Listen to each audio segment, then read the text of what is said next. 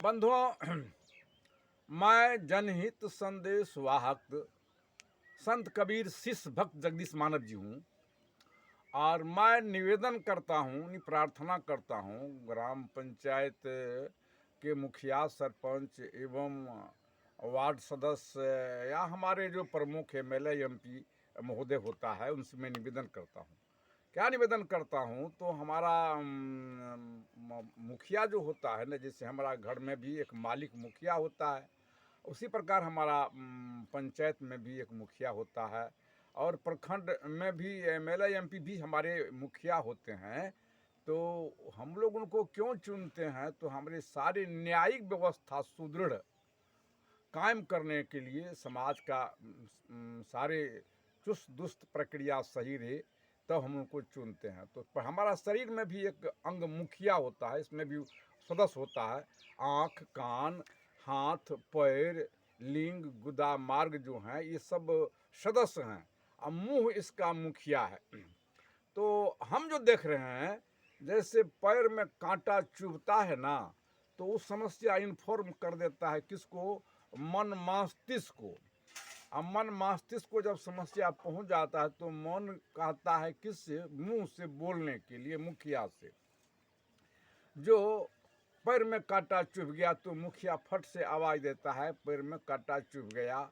या आवाज़ नहीं दिया तो मन मस्तिष्क फोन किया, तुरंत इन्फॉर्म कर दिया हाथ को। हाथ जो है ना, वो फोर्स है, तो हाथ क्या करता है? फट से पहुंच जाता उस समस्या पर जहां कांटा चुभा है, और पैर को उठाता है। हाथ से उस समस्या का समाधान करने के लिए नाखून से कांट को खींचना चाहता। अगर कांट खींचा गया तब तो समस्या समाधान हो गया, और नहीं खींचा गया तब जो है वो कांट को समस्या का समाधान करने के लिए मन जो है इसका मंत्री, वो मुखिया से सूचित करता है। जो मुखिया जी आप आवाज़ दीजिए, जो दाई उधर से यानी बेटी उधर से सुई देगी। तो मुंह जो है वो मुखिया का काम करता है, उधर से आवाज़ देता है, और तब उधर से बेटी सुई खोज के देती है। तो हम जब सुई खोज के बेटी देती है, तो मुंह तो सुई नहीं पकड़ेगा। तब फिर मन मस्तिष्क कहता है हाथ से जो तुम सुई पकड़ो, तो हाथ को तो लगता नहीं जो हाथ सुई पकड़ लेगा। तो मन मस्तिष्क कहता है, इसका मन मंत्री है, तो मन मस्तिष्क कहता है आँख को, यानी तुम दो लाइट दो, तुम देखो। तो आँख देखने लगता है, और जब आँख देखता लाइट देता है, तो हाथ उस सुई को पकड़ लेता है। जब हाथ सुई को पकड़ लेता है तो फिर क्या करता है? तो फिर मन मस्तिष्क हाथ को कहता है चलो उस समस्या पर जहाँ की कांटा चुभा हुआ है, या जहाँ जिस बॉर्डर पर लड़ाई है, तो वहाँ कांटा निकालने के लिए फिर जो है आँख लाइट देता है। हाथ जो है वह वार्ड सदस्य है, आँख लाइट देने का वार्ड सदस्य है, और हाथ वो फोर्स है कांटा निकालने वाला। तो हाथ सुई को लेके चला कहाँ जहाँ उस समस्या है, हाथ को लगता नहीं है। फिर सुई भी तो साधन है, हाथ को लगता नहीं जो निकाल लेगा, तो आँख लाइट देता है। तब क्या करता है? हाथ मन मस्तिष्क मंत्री जो है हाथ को संकेत करता है, अब तू उसको धीरे धीरे निकालो। तो हाथ उनको साफ कर देता है, तब पानी से धोता है, तब उनको धीरे धीरे सुई से कांटा को निकाल देता है। जब कांटा निकल जाता है तो समस्या समाधान हो जाता है, दर्द समाप्त हो गया। तो इसी तरह ये सारे आँख वार्ड सदस्य देखा जो फलाने जगह फलाना समस्या हुआ, लेकिन आँख तो कह नहीं सकता है, इसको वार्ड सदस्य को क्षमता नहीं है। कान सुना, लेकिन कान कह नहीं सकता है सुना, लेकिन कान आँख इन्फॉर्म कर देता है मन मस्तिष्क को, जो देखो फलना फलना जगह फलना घटना हो रहा है। तो मन मस्तिष्क मुखिया से कहता है कि आप बोलिए, कहिए फलना के साथ ऐसा गलत हुआ है, ये फलना गलती कर रहा है। कान सुना, लेकिन कान कह नहीं सकता, कान इन्फॉर्म कर दिया किसको? तो मुखिया को मुंह को, तो मुखिया कहता है हम फल्ला बात सुने हैं, आप फल्ला के सामने में गलत काम कहे हैं, तो मुखिया मुखिया इस बात को व्यक्त कर देता है।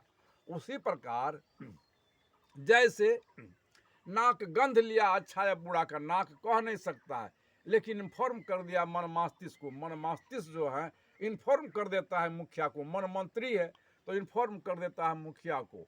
मुखिया जो कहता है गंदा महकता है या सेंट महकता है, मुंह व्यक्त कर देता है। उसी प्रकार हाथ उठाता है किसी वस्तु को, नरम या गरम को, लेकिन हाथ कह नहीं सकता है या कितना भारी है या कम है, इन्फॉर्म कर दिया मन मस्तिष्क को भारी है, हमसे नहीं उठेगा। ये जो है ना सदस्य, तो इसलिए हम लोग जो चुनाव करते हैं हम अपना सारे कल्याण के लिए चुनते हैं। तो मुखिया का काम क्या है?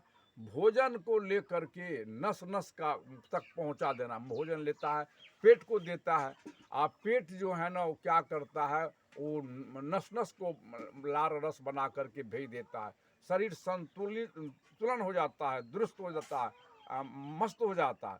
अगर मुखिया अगर बिगड़ जाए, गोंगा हो जाए, बौका हो जाए, लेल्हा हो जाए, तो वह क्या बोलेगा, क्या कहेगा? अगर वह मुखिया ही यदि हम लोग चुनने में गलती करते हैं, तो हम लोग जो अधिक भोजन लेते हैं तो क्या होता, बहुत प्रकार का रोग हो जाता। तो जिस हमारा समाज का मुखिया या वार्ड सदस्य बिगड़ जाए, वह अपना ही पेट कुड़ियाने लगे, तो हमारा समाज का क्या हाल होगा, हमारा देश का क्या हाल होगा? यही कारण है हमारा समाज और देश का। इसलिए मुखिया को यह बोध हो जाता, यह शरीर हमारा स्वार्थ परमार्थ का साधन है, क्योंकि पेड़ पौधा जड़ के सहारे, चेतन प्राणी सांस के सहारे।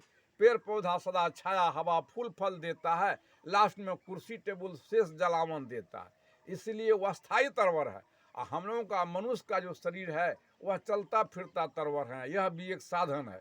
इसलिए कुदरत दो आंख बनाया, हम देखे दिखावे, गलत दिखाएंगे तो सजा मिलेगा। कान से हम सुनते सुनाते हैं, गलत सुनाएंगे सजा मिलेगा। नाक से सांस लेते हैं छोड़ते हैं, गलत सांस टिकता नहीं है। मुंह से हम भोजन करते हैं बोलते हैं, अभक्ष भोजन ना करें, गलत ना बोले। बोल रहा हूँ कंप्यूटर हो रहा, रखिए वॉकमैन, हम बक्से नहीं जाएंगे प्रकृति में। और हम हाथ से कमाते खाते हैं, लेते देते आदान प्रदान करते हैं। इसलिए भूखे को कुछ दीजिए यथाचित जो हो, यानी भूखे को मुट्ठी भोजन दे, एक गिलास पानी दे। गलत काम में हम हाथ बटाएंगे तो सजा मिलेगा, बक्से नहीं जाएंगे। क्यों इतना खतरा में चला जाता है, कहीं एक्सीडेंट कुछ हो गया। और लिंग से दो काम करते हैं, पेशाब करते हैं, संतान उत्पत्ति करते हैं। बलात्कार ना करें, बेविचार ना करें, सजा मिलेगा। मलद्वार मल त्याग करते हैं, पैर आगे पीछे कुदरत नौका दिया है। हम पानी में पार पकड़ते हैं छोड़ते हैं, पकड़ेंगे तो डूब जाएंगे, छोड़ेंगे भी तो डूब जाएंगे। इसलिए भला किसी का कर न सको तो बुरा किसी का मत करना, पुष्प अगर बन ना सको तो कांटे बनकर मत रहना। हे भाई, शरीर का गौरव कभी मत करना। कागज का पुड़िया बूंद पड़ा गल गया, मिट्टी का बर्तन ठोकर लगा फूट गया, घास का ढेर चिंगारी पड़ा जल गया। मुड़ करके देखिए रावण कौरव कंस सभी चले गए हैं।